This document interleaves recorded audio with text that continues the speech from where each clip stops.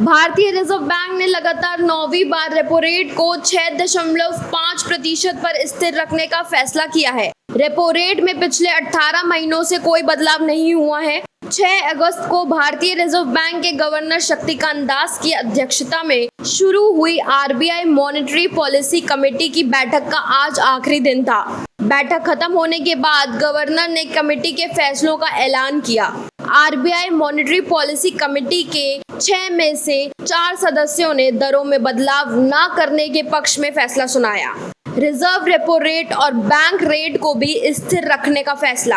RBI governor Shaktikanta Das ने कहा कि टिकाऊ ग्रोथ के लिए प्राइस स्टेबिलिटी जरूरी है। रेपो रेट के अलावा एमएसएफ, रिजर्व रेपो रेट और बैंक रेट को भी स्थिर रखने का ऐलान किया है। बताते चले कि मौजूदा एमएसएफ 6.75%, रिजर्व रेपो रेट 3.35% और बैंक रेट 6.75% पर है। शक्तिकांत दास ने कहा कि भारतीय रिजर्व बैंक 4% के महंगाई दर के लक्ष्य को प्राप्त करने की कोशिशों में जुटी हुई है। उन्होंने कहा कि मौजूदा ग्लोबल ग्रोथ आउटलुक पॉजिटिव दिख रहा है, लेकिन मध्य अवधि के ग्लोबल ग्रोथ आउटलुक चुनौतीपूर्ण नजर आ रहे हैं।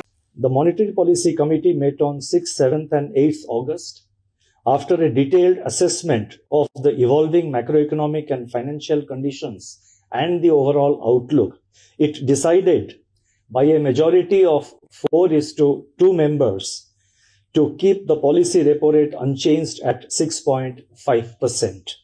Consequently, the standing deposit facility rate remains at 6.25% and the marginal standing facility rate and the bank rate at 6.75%.